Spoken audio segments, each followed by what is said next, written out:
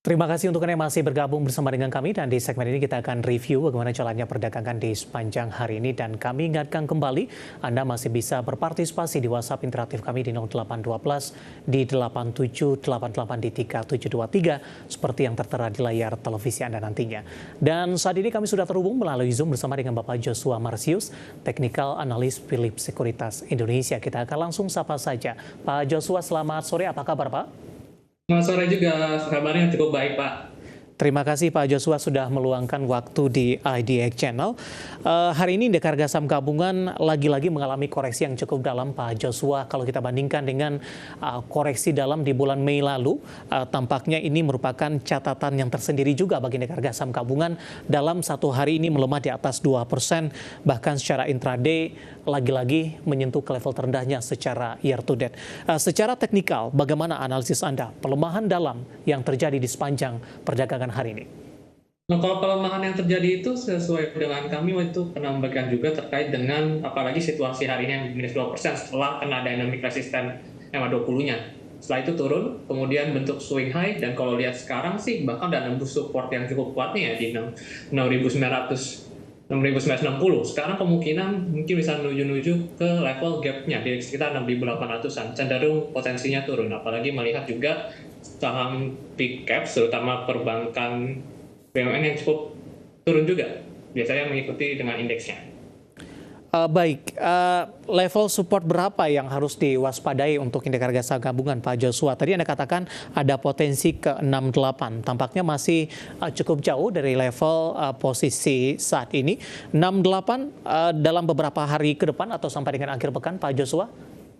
Mungkin dalam beberapa waktu ke depan bisa di 76862 sih, bukan 6.800 pas. Oke. Itu ada area gap yang belum ditutup. Baik, penutupan hari ini di jelang penutupan di 96945.548 melemah di 2,17%.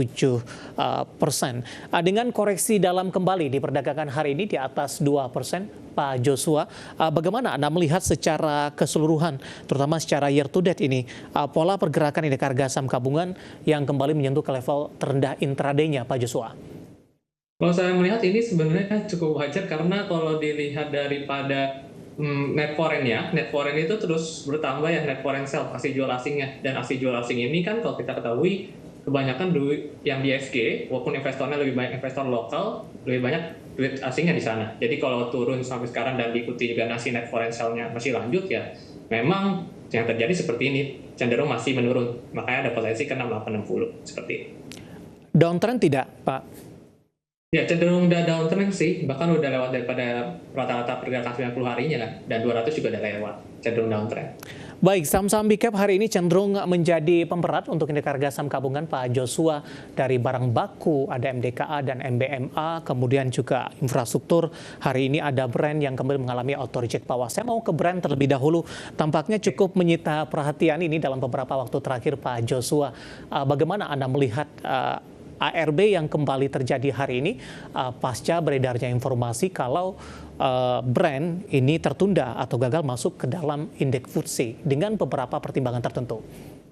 Iya, setelah dia memang lagi ditunda ya, baru hari ini keluar kabarnya, memang kebanyakan investor lihatnya seperti sentimennya cenderung negatif, apalagi juga ini udah dekat kumdet dividennya ya, kumdet dividennya di tanggal 6. Biasa kalau udah dekat kumdet dividen dan juga trennya cenderung turun, ya kemungkinan kalau secara teknikal ya bisa lanjut turun lagi. Turunnya bisa ke area mungkin 6.400-an kalau melihat dari pergerakannya terus bertahan di bawah 9.000 tersebut. Ya, kecenderungan turun artinya para pelaku pasar keluar dari saham ini, apakah nilai dividen yang diberikan tidak menarik untuk investor untuk tetap bertahan di saham tersebut, Pak Joshua?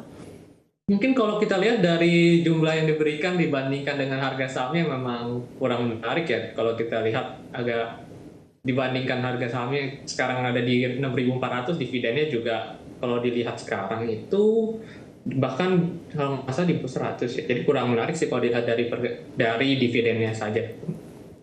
Rekomendasinya Pak Joshua dengan koreksi yang terjadi hari ini secara teknikal, Pak?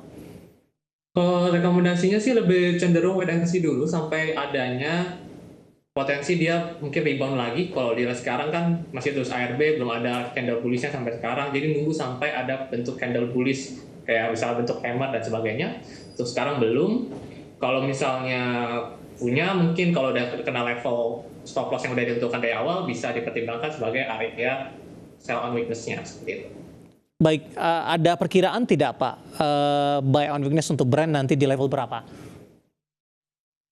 Sebentar, kalau kita lihat dulu brandnya, mungkin kalau dia nantinya dekat-dekat menyentuh area 64 di sana ya, tadi kan ada sebutkan bisa turun sampai 6.400. Ya. Di area 6.400 itu ada level di mana resisten yang bisa jadi support. Di level itu mungkin nanti kita lihat ke depannya ada kesempatan buy atau enggak, seperti itu sih. Baik, analisis untuk Brent bermisa hari ini terjek bawah di 7425, melemah di 10,00%, di mana ada proyeksi tadi tekanan akan terus berlanjut dan lebih direkomendasikan wait and see terlebih dahulu untuk Brent, dan lagi-lagi keputusan investasi tetap ada di tangan pemirsa IDX Channel. Dari sektor barang baku, Pak Joshua hari ini juga memberikan kontribusi yang cukup besar. Ada MDKA dan MBMA hari ini tampaknya sempat melemah tadi di atas 10%. Bagaimana analisis Anda? Saya mau ke MDKA terlebih dahulu, Pak Joshua. Di penutupan sesi kedua hari ini melemah di 8,68% di 2420. Ini lanjutan pelemahan di hari sebelumnya, Pak, pasca rilis kinerja kuartal pertama di 2024 dari laba berbalik menjadi rugi. Analisis Anda untuk MDKA?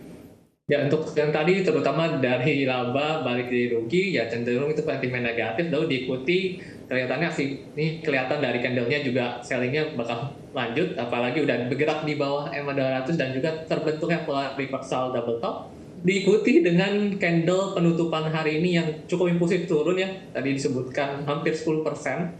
Dan kemungkinan masih lanjut turun sih. Dan kalau dari trend overall memang masih downtrend. Kalau lihat dari chart weekly maupun daily-nya, kemungkinan bisa lanjut ke level dekat-dekat 2270 kalau lihat dari MDKA. Baik, rekomendasinya seperti apa untuk MDKA? MDKA kalau misalnya nanti ke depannya ada recovery, misalnya melewati area 2970 baru menarik lagi. Untuk sekarang bisa ditunggu mungkin ke level tersebut kembali. Kalau sekarang belum ada kesempatan untuk buy kalau lihat secara teknikal ya, kurang menarik kalau dilihat secara trennya juga. Baik, penutupan hari ini di 2420 melemah di 8,68%.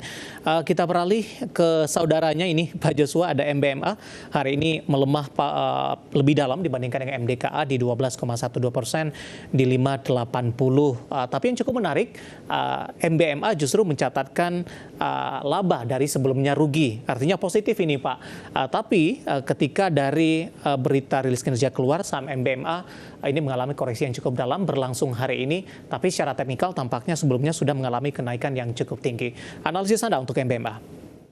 Kalau MBMA ini kelihatannya juga terpengaruhnya lebih ke arah harga komoditas yang kalau kita ketahui ini lebih ke arah nikel. Nikel sekarang sudah mulai koreksi, nggak cuman MBMA, Inco juga mengalami koreksi secara teknikal, pergerakan harga juga cenderung turun, seiring dengan harga nikel mulai koreksi kembali, sempat naik kencang dan sekarang koreksi wajar, dan kemungkinan ini karena ngikut harga nikel masih akan lanjut mungkin turunnya, tapi nggak sedalam itu ke level 540 ya untuk terdekatnya. Kalau melihat daripada volumenya bahkan spike lebih tinggi dibandingkan rata-rata 20 hariannya pada saham MBMA itu sendiri. Rekomendasinya untuk MBMA? Kalau misalnya menyentuh area dekat-dekat ada potensi multiple rejection, misalnya di dekat area yang agak jauh sih ini ya, dekat level yang lebih rendah daripada support tadi 496, itu baru ada potensi menguat kembali. Jadi kalau untuk yang saham yang masih cenderung trennya sudah mulai mengarah transisi, itu lebih baik potensi dulu sih. Ini trennya banyak masih transisi. Baik, penutupan hari ini MBMA di 580 melemah di 12,12%, dan lagi-lagi keputusan investasi tetap ada di tangan pemirsa IDX Channel. Kemudian masih dari barang baku, BRPT hari ini juga mengalami pelemahan yang cukup dalam, Pak Joshua, 8,61% di 955, dan kebetulan sudah ada pertanyaan masuk di WhatsApp interaktif kami. Untuk BRPT ini saya akan coba cek pertanyaan dari siapa. Oh iya, ada Bapak Wimur ini, support dan resistennya untuk BRPT dengan koreksi dalam di hari ini. Kalau kita lihat dari BRPT yang sempat menguat sampai ke level 1490-an, kemudian sekarang udah di angka 960. Dan yang terjadi adalah malah jadi bentuk head and shoulder, ya potensinya jadi cenderung reversal dari reversal. Dan kemungkinan support yang akan ditujunya itu berada di level ada di 930 support pertama, support kedua yang mungkin ada potensi pemantuan di 870, sedangkan untuk level resisten penahanan laju pergerakan harganya yang naik ke atas itu di 1100 terdekat. Baik, penutupan hari ini di 955 melemah di 8,61%. Rekomendasinya Pak Joshua untuk BRPT? Bisa ditunggu di level support kuatnya di sekitar 870 yang ada potensi mengalami penguatan di level sana. Seperti itu.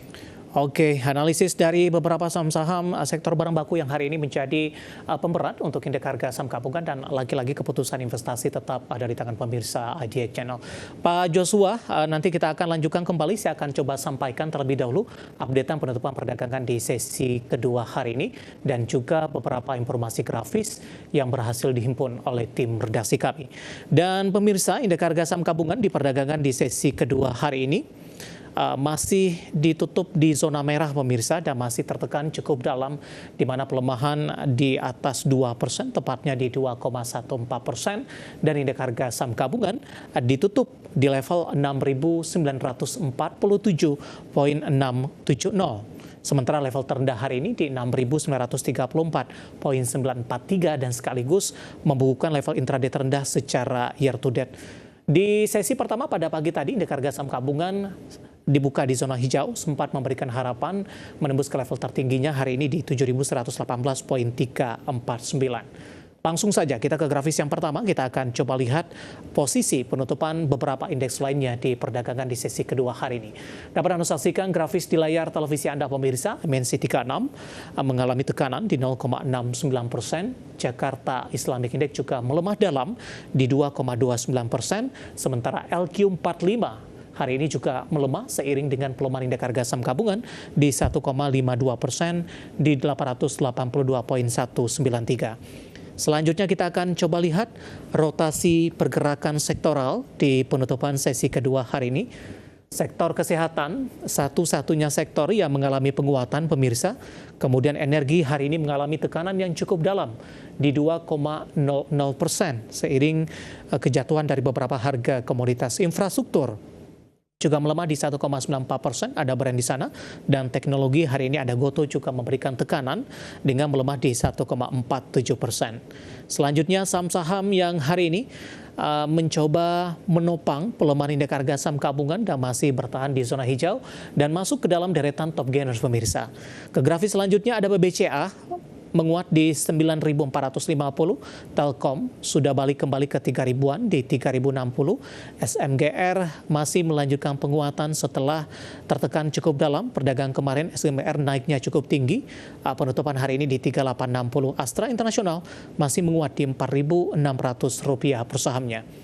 Kita beralih ke grafis yang terakhir pemirsa, saham-saham yang hari ini menjadi pemberat untuk indeks harga saham gabungan. Ada BBRI melemah ke 4.400, TPIA di 8.650, BMRI juga melemah di 6.000 dan Aman Mineral tertekan ke 11.950. Updatean di penutupan sesi kedua dan semoga bisa menjadi referensi untuk Anda, terutama dalam menghadapi perdagangan di keesokan harinya.